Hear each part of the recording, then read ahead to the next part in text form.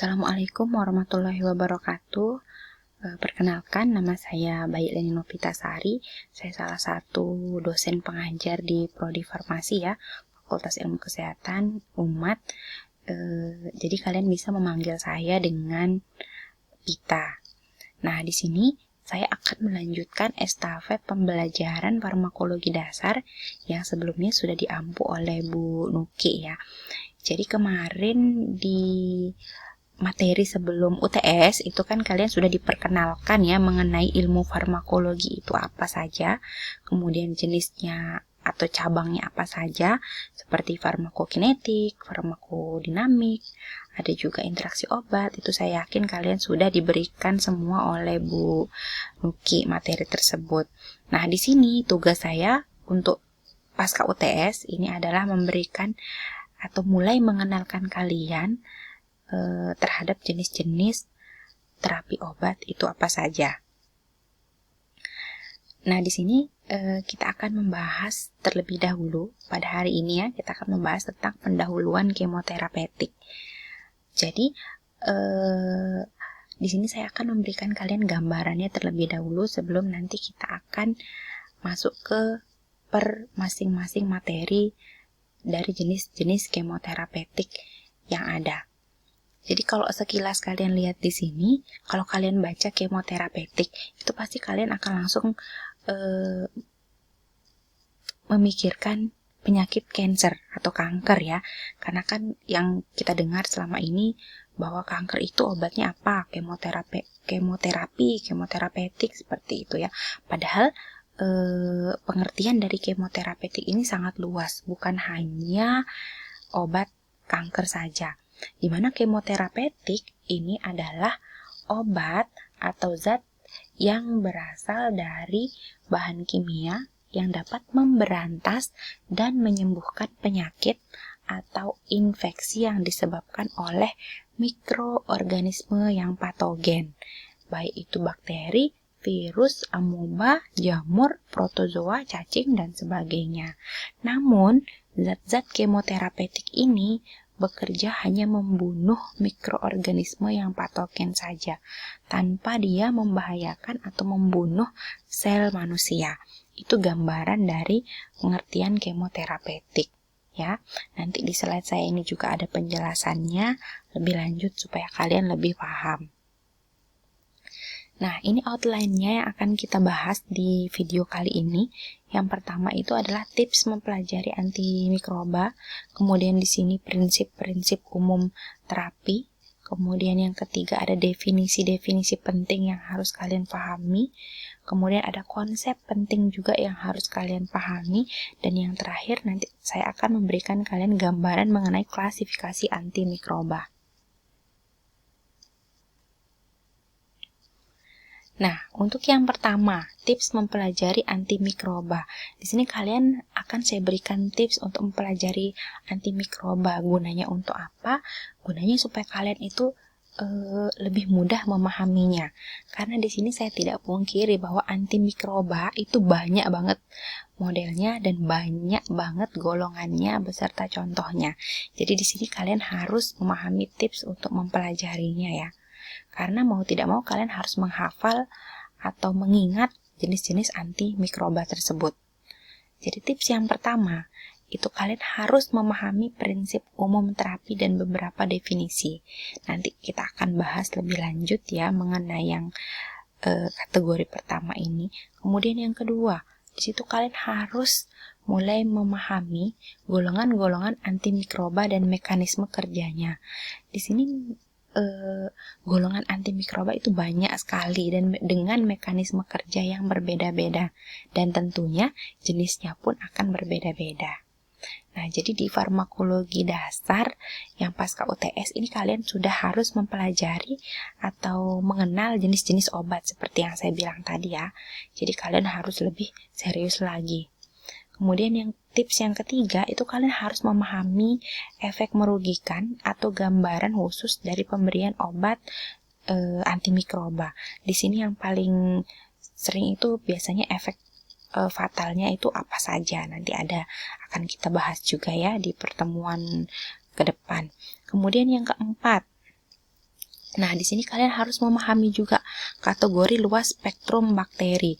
Nah, di sini saya yakin kalian sudah memahami ya, spektrum bakteri itu maksudnya apa, karena kalian sudah menerima atau memperoleh pembelajaran mikrobiologi. Jadi di sini saya ingatkan kembali ada 2 jenis bakteri yang populer ya. Yang pertama bakteri gram positif dan bakteri gram negatif. Saya tidak akan membahas bedanya apa karena kalian sudah mempelajarinya di mikrobiologi. Di sini saya akan memberikan contohnya.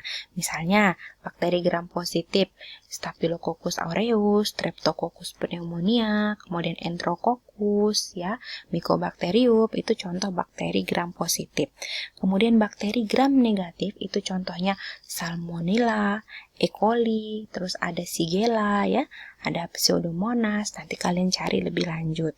Nah, kalau di dunia klinis itu biasanya bakteri gram negatif ini dikenal lebih berbahaya atau tingkat patogenitasnya itu lebih tinggi dibanding bakteri yang gram positif. Mengapa demikian? Karena ternyata bakteri gram negatif itu dia memiliki membran luar pada dinding selnya sehingga dapat melindungi bakteri tersebut dari serangan dunia luar, termasuk serangan dari si antimikroba yang akan kita berikan tersebut. Nah, dibanding dengan bakteri gram positif, dia tidak memiliki membran luar yang melindunginya. Nanti kalian bisa baca lagi ya lebih lanjut di materi mikrobiologi. Nah, kemudian ini prinsip-prinsip umum terapi antimikroba. Yang pertama, itu untuk menjadi antimikroba yang berguna, itu suatu senyawa harus menghambat pertumbuhan mikroorganisme patogen seperti bakteri, virus, amoeba, fungi, protozoa, cacing, dan sebagainya tanpa merusak jaringan manusia. Di sini saya akan jelaskan sedikit mengenai patogen. Jadi patogen itu maksudnya adalah segala sesuatu yang dapat menimbulkan penyakit.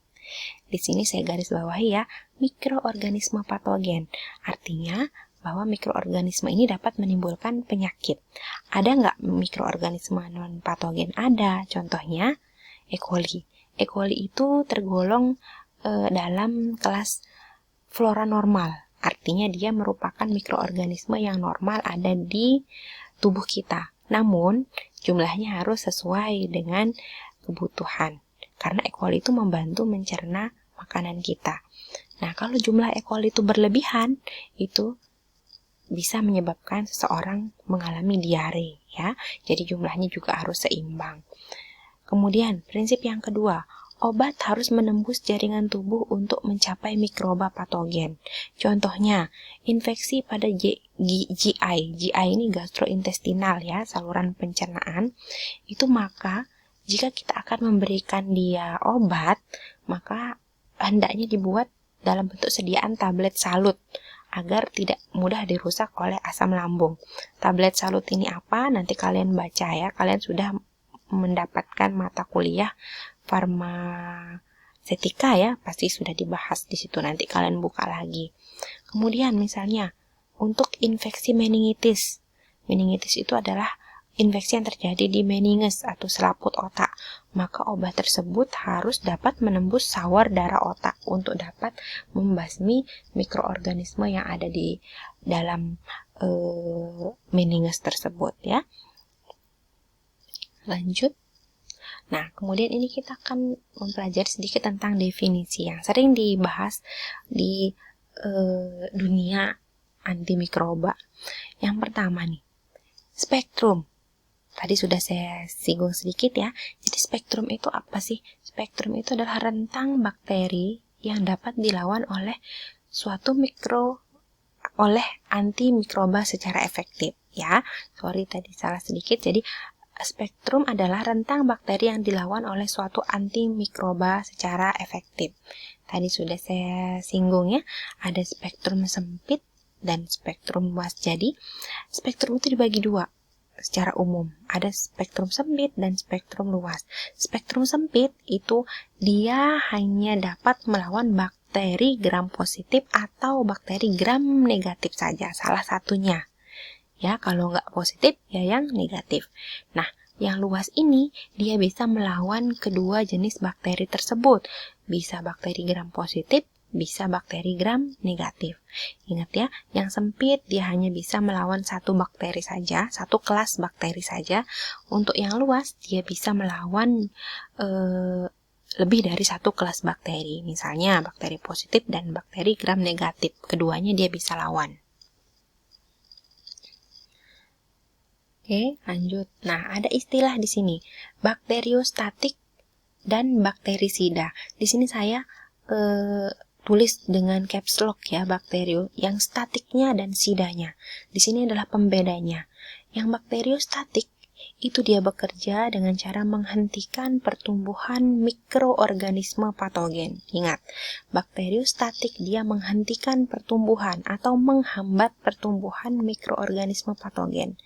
Kemudian bakterisida, dia itu kerjanya membunuh mikroorganisme patogen ya. Jadi statik itu artinya dia menghambat pertumbuhan, sida artinya dia membunuh mikroorganisme. Jadi nanti ketika kalian bertemu dengan istilah bakteriostatik dan bakterisida, itu kalian sudah memahami artinya ya. Nah, ini konsep yang harus kalian pahami. Yang pertama, itu ada istilah resistensi antimikroba. Jadi resistensi antimikroba itu terjadi saat kuman berubah karena terpapar obat-obat antimikroba. Ini biasanya merupakan dampak dari penggunaan obat yang tidak tepat. Misalnya, apa-apa sakitnya dia minum antibiotik, padahal dia tidak infeksi. Terus antibiotik kalau diminum harus dihabiskan. Lah dia belum habis, baru 3 tablet misalnya sudah dihentikan. Itu yang menyebabkan terjadinya resistensi antimikroba ya. Jadi proses resistensi antimikroba itu dapat terjadi mutasi, kemudian adaptasi, kemudian transfer gen ya. Kalau mutasi itu prosesnya dengan spontan. Jadi dia dapat memperbanyak dirinya dengan cepat ya. Ini dia mutasi spontannya dengan frekuensi sekitar 1 dalam 10 pangkat 16 sel. Kalian bisa bayangkan 10 pangkat 16 sel itu banyaknya seberapa ya. Kemudian cara yang kedua, dia bisa dengan beradaptasi. Beradaptasi misalnya dengan cara merubah selubung lipopolisakaridanya, kemudian dia memperbaiki sistem transport atau meningkatkan sistem metabolismenya. Kemudian cara yang ketiga, dia transfer gen dengan cara transfer plasmid. Jadi mikroba itu pinter banget ya dalam melakukan atau dalam mempertahankan dirinya supaya nggak dibunuh oleh antimikroba. Kemudian yang kedua, di sini ada istilah sensitisasi atau hipersensitif. Jadi yang dimaksud dengan sensitisasi itu adalah reaksi alergi atau reaksi hipersensitivitas, di mana definisinya adalah reaksi-reaksi dari sistem kekebalan yang terjadi ketika jaringan tubuh yang normal mengalami cedera atau luka. Di sini antibiotik topikal lah yang memiliki resiko untuk timbulnya sensitisasi atau kontak alergi.